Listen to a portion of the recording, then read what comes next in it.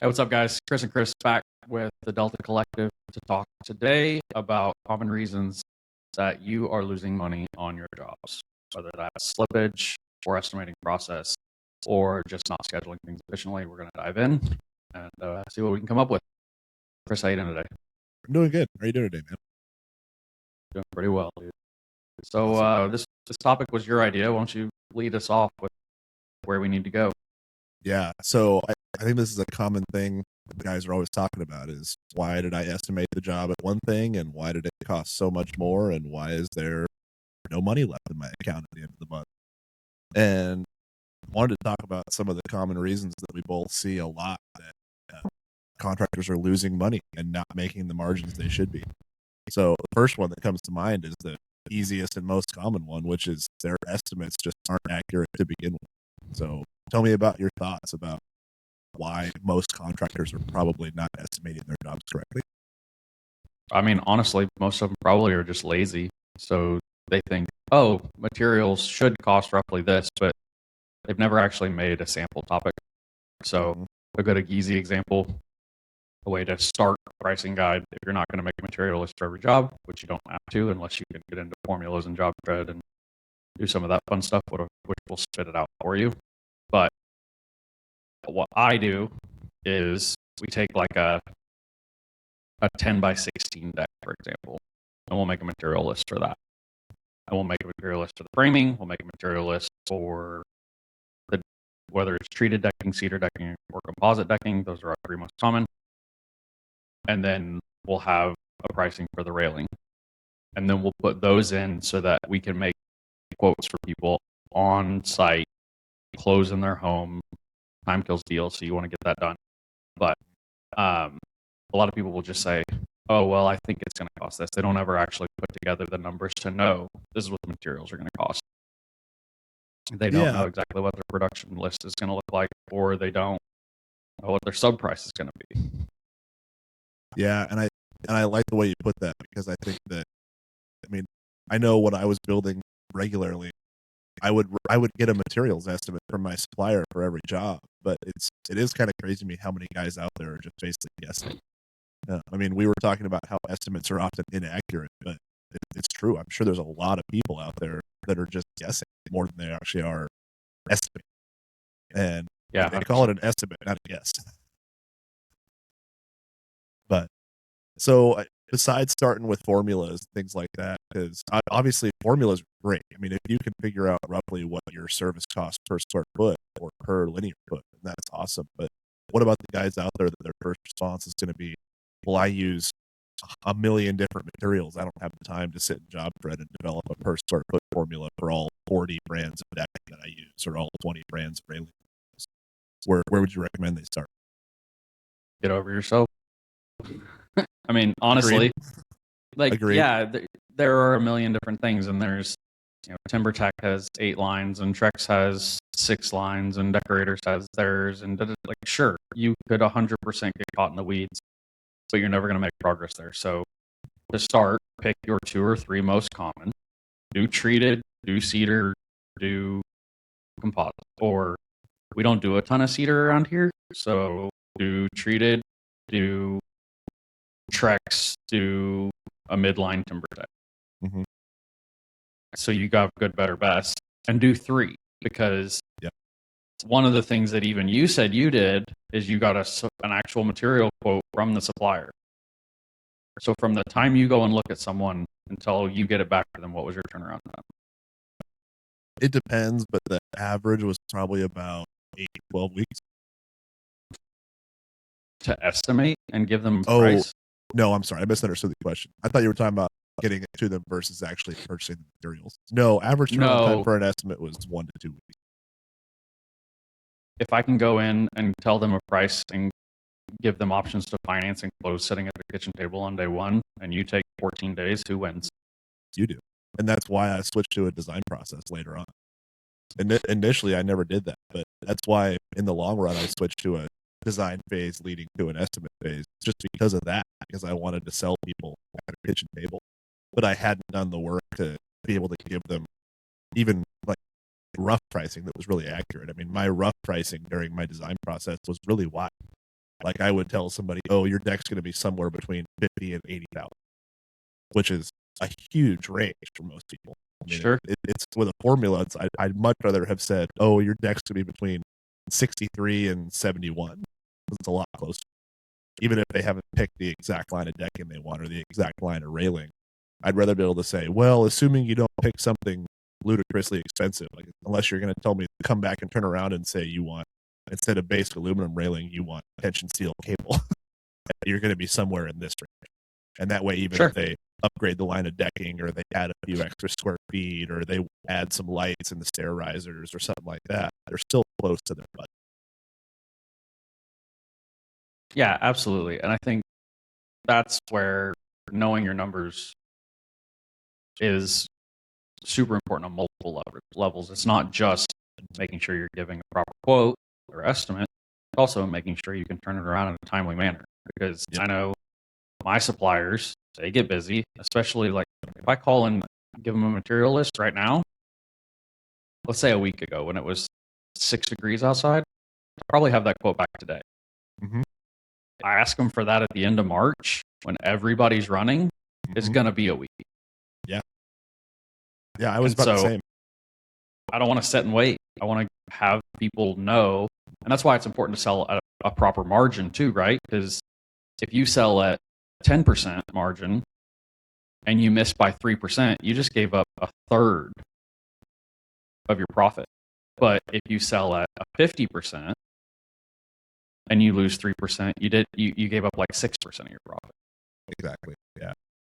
Yeah, and that was one of the things we implemented early when we started realizing that the amount of money we were leaving on the table was we left enough room for margin that if we were off by a couple percent. The other big thing that I think a lot of people don't realize is one of the things customers hate the most is you giving them an estimate and then coming back and saying, oh, it's going to be this much more. And I'm not talking about change orders where they're adding $10,000. I'm talking about you bid a materials list at $7,000 and it ends up costing you $7,800. And now you have to go back to the customer and say, I need $800 more. It feels like you're nitpicking the little stuff. But if you estimate that materials list at $13,000 and you know it's going to cost you $7,000, but then it ends up costing you $7,500 or $7,800, you can just absorb that cost and not have to worry about talking to the customer about it, frustrating them if you have a healthy enough margin to absorb a couple percent. So it not only keeps you in check if you miss something or you forget something, but it also allows you the flexibility of not having to haggle the customer over small amounts if you don't want to, which is a big deal to us because I was a big fan of making things easy and simple. So obviously not talking about change orders where a customer wants to change something major, but the little things, there was enough margin to absorb if we wanted to. Yeah, absolutely. Well, so it's funny you say that because we're talking about ways people lose money. Mm-hmm. And I think one of the ways that people lose money is the last thing you said there. I think a lot of people do charge for change orders in general when it's big things. But all the little stuff, I kind of disagree with what you said there and absorbing the simple stuff. Maybe not in the original estimate. I can agree with that because you're selling a finished product or you should be. Mm-hmm. But doing it's the, hey, while you're up there on that ladder, can you switch this light fixture out for me? Yeah, totally different. I know. Yeah. But for the sake of this argument, I think that's a place a lot of people, hey, you're up there, so can you clean my gutters out? Hey, you're up there, so can you do this? Yep. I mean, we've had a guy ask us to install his Starlink satellite while we were up on a roof before. Yeah. And all that stuff, like, oh, well, it's only going to take you 20 minutes. Oh, well, it's only going to take you 20 minutes. Cool, then you shouldn't mind paying the $150 we want for it. Yeah. That's man, that happens to me almost every day in my cleaning business, where a great example is the wintertime. We clean roof and gutters most of the time, and the number of people that say, hey, while you're at our house, can you just put our Christmas lights up while you're already cleaning the roof? It's like, yeah, if you want to pay for Christmas light installation. Like, that's a whole extra service that we offer. Right. We're not going to do it for free just because we're already on your roof. It still takes the guys 45 minutes to an hour. We're going to charge you for it. It's not very expensive, but if we did it for free for every client, we'd be losing 2 or 3 hours a day. It's like a quarter of our billable labor. It's just crazy that people assume that's free. And building's the same way, where all those little things add up. And I'm glad you brought that up because I view that totally differently, but the people listening might not realize that. What I was referring to is you estimate a materials list at $7,000 and you miss something. You forgot to include the cost of joist hangers, or you underestimated the amount of screws you were going to need, or you mismeasured something and a section of stairs is 13 feet and not 12. So now you have to buy 16-foot boards instead of 12-foot boards because your supplier doesn't sell 14. Whatever it is. It's like that little bit of extra slippage that you didn't account for because you missed something during the estimate, not something the customer had. No, I knew what you meant. I was just Yeah. trying to have a smooth segue. You kind of ruined that. Sorry. No, I totally get what you mean. It's one of those things where it's something I should have clarified for people listening, because I think people will probably assume right what you did, that I was talking about all the little things that I didn't assume that. I was just trying to segue into another place where people just ask on. Oh, okay. We can go back. It's okay. So on that note, as far as change orders go, what do you have a dollar amount that you consider a change order, or is it any? Like, is there any level of change order that you're not going to pull the customer aside and talk to them about, or do you consider any extra work that isn't in the scope to be a change order? So the way I see it is, if it materially affects our schedule, it's a change. And so basically, here's where I draw the line. If you are, say you're putting on soffit and fascia for a covered patio. Mm-hmm. And a lady walks out and says, "Hey, while you're up there on the ladder, will you hang this hummingbird feeder from my gutter?" That takes 10 seconds. Sure, happy to do that. Of course. If it's, "Hey, you already have your ladders and stuff out, will you run these Christmas lights?" That's a material change. It might only be 30 minutes. Mm-hmm. But two things there. One, it's 30 minutes you didn't account for, and people already have slippage issues, especially when you are not a production style person.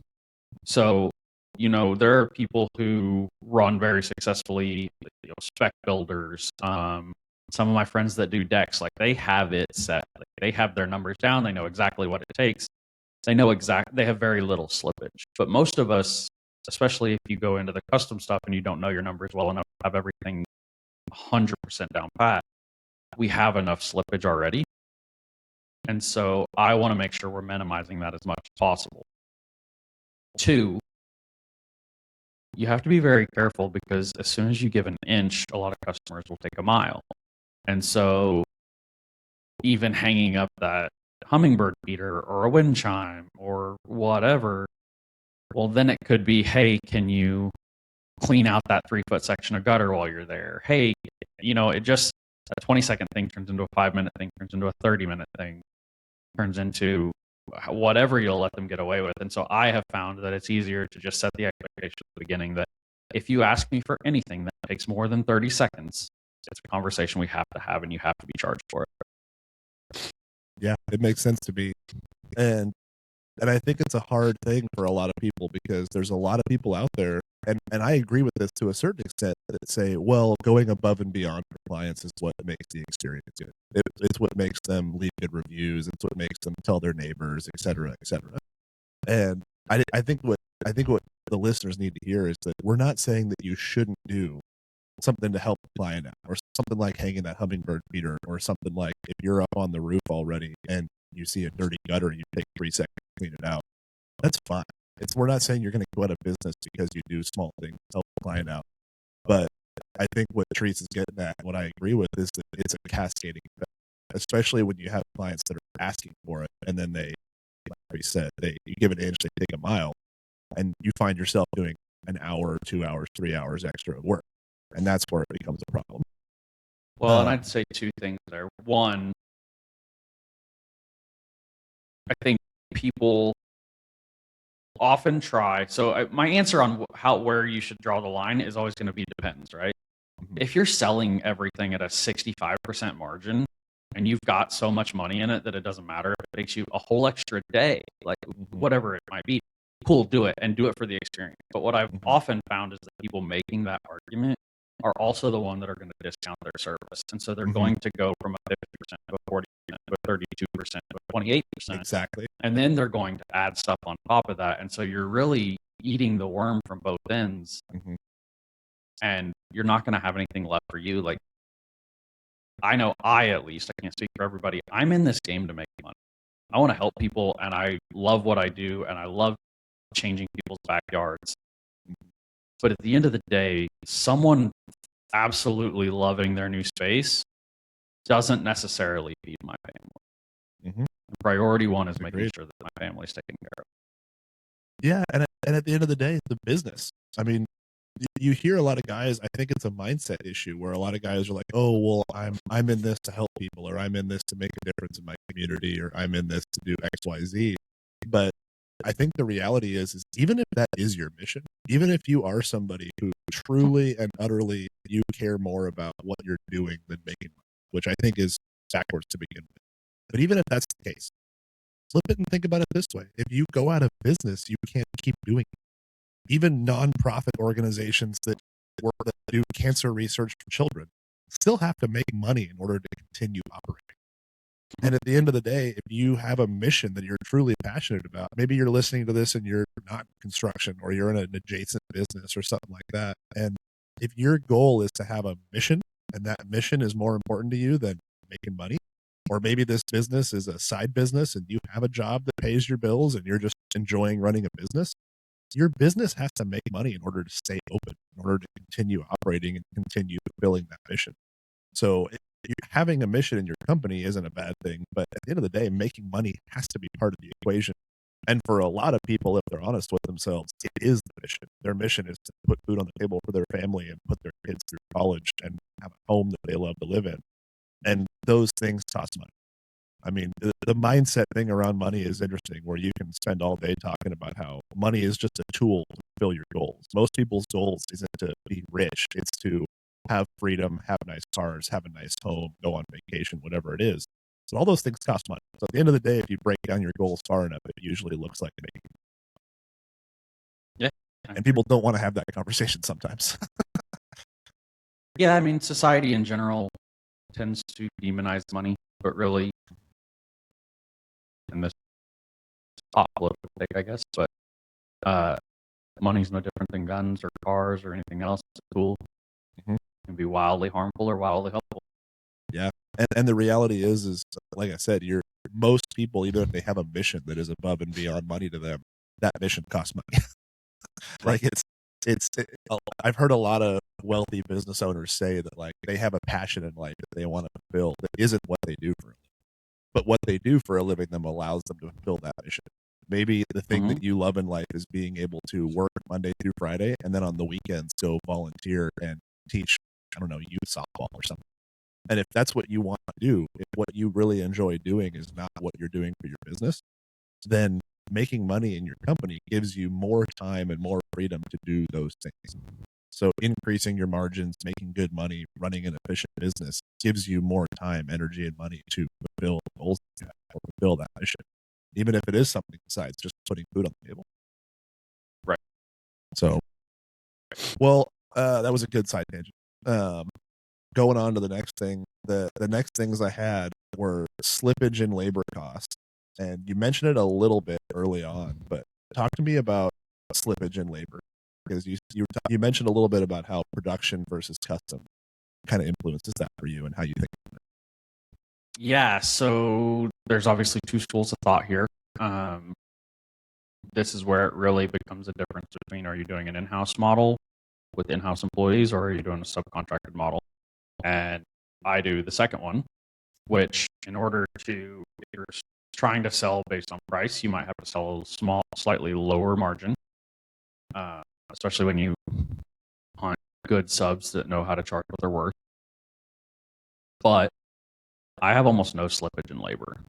And when I say almost none, I mean like less than 1%, because the way we manage a project is we take we either have a pricing sheet that says we pay this much for deck framing, we pay this much for composite laydown, we pay this much linear foot for railing, etc.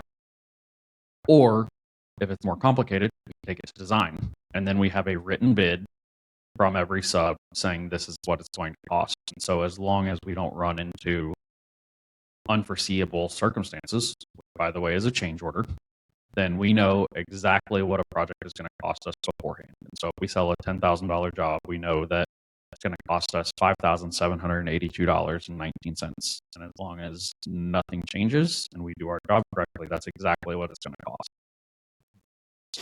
Now, when you have in-house people, it becomes a little bit more challenging because everybody has bad days. Some days your guys are a rock star. Some days they're having average days. Some days they're having shit days.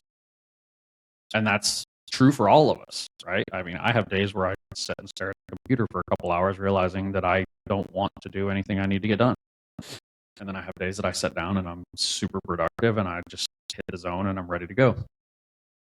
And so you have a little bit more challenge, which I think is where you end up having to manage a little bit harder and a little bit more consistently with your people saying, hey, this is what has to get done today.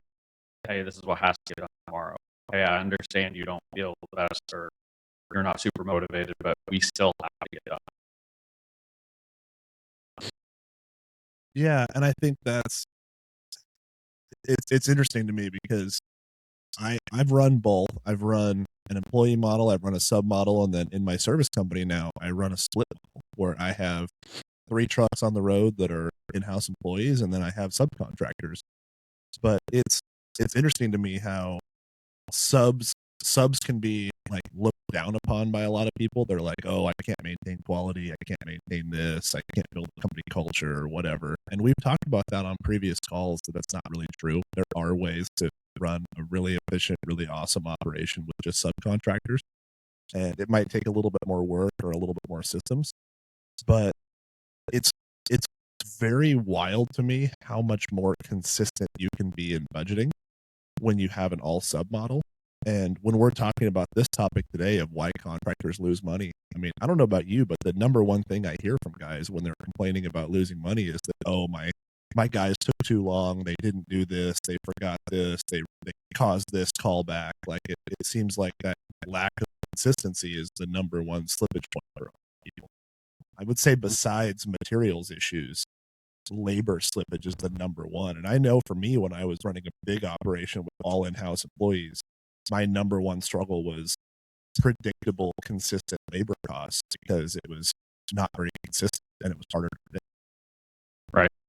And the predictability of the cost of subcontractors is something not to scoff at, because it's like Treese said, if you bid a job at $5,700 and you sell to the customer for $10,000, it doesn't matter whether it takes that sub 2 days or 4 days.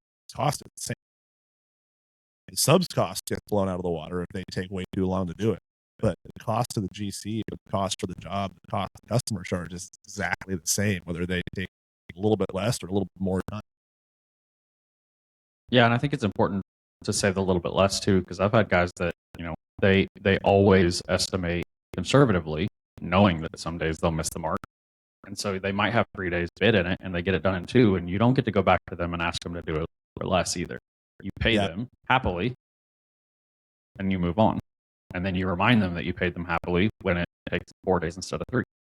Mm-hmm.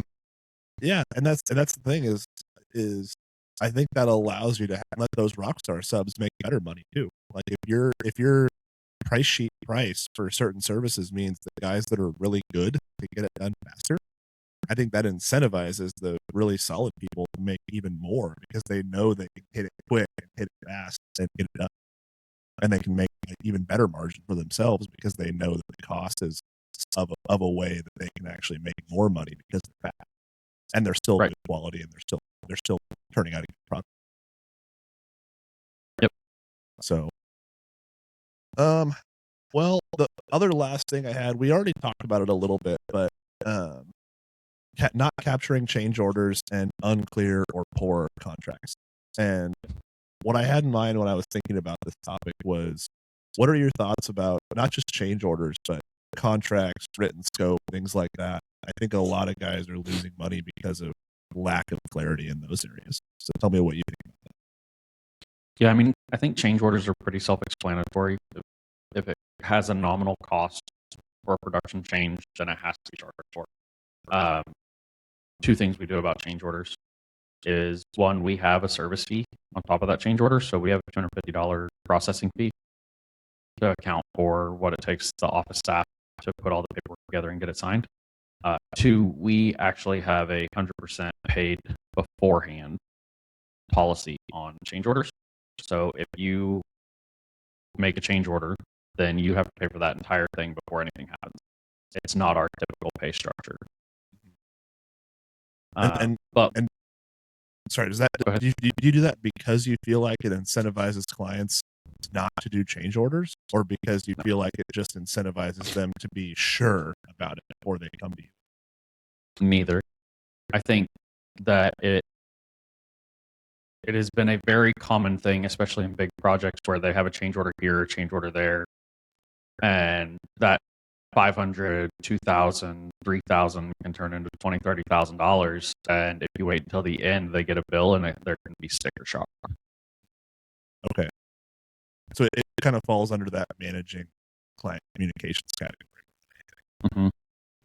Makes sense. Yeah, I mean, so like the last project we just finished, it was $140,000. They ended up having maybe 18 grand total in change orders for stuff that they wanted to upgrade materials after the fact or add to scope or whatever. So you're talking about over a 10% change. Well, their final payment was 10 grand. If their final payment went from 10 to 28, that can cause some issues. Yeah. Now it shouldn't.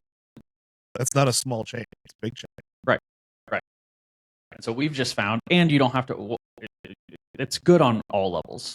You manage client expectations because they've already paid for it. Two, there's almost no buyer's remorse, so they can't say, oh, well, I didn't really think it was worth it now that I've done it. I've never ran into that, but I've had people say that that's happened. And then three, that helps you with cash flow, right? The more cash you can get in early, the better it's always going to be. So yeah, just from every standpoint, it's a positive. Yeah.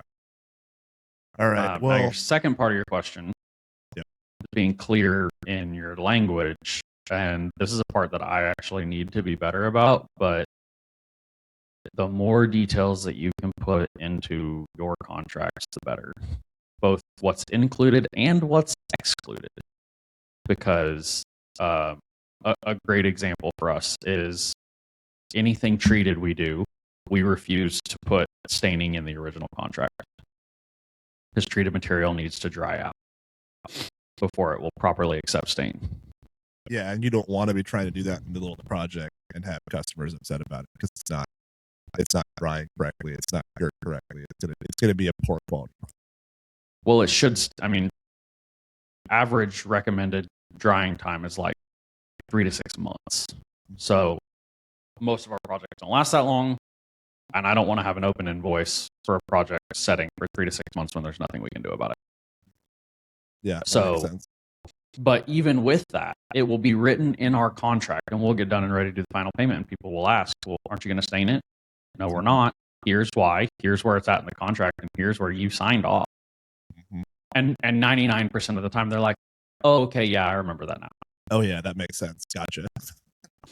Yeah, and then we just partner with our stain guy to come and take care of it whenever they want. But that's something we just give him, and you guys can figure out that relationship if you want to find your fee or whatever. But we just give that to him so that we are done with our project and we can move on to the next one. Yeah, makes sense.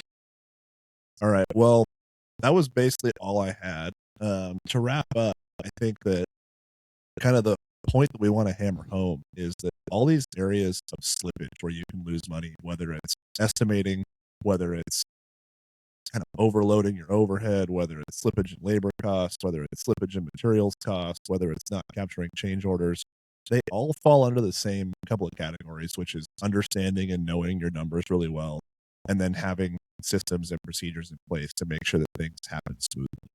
And when we're talking about this, a lot of people might be thinking, man, that's a lot of different areas to lose money. And like we've said on previous episodes, I mean, contracting is a great way to make a living. It's also a great way to lose a lot of money if you're not careful.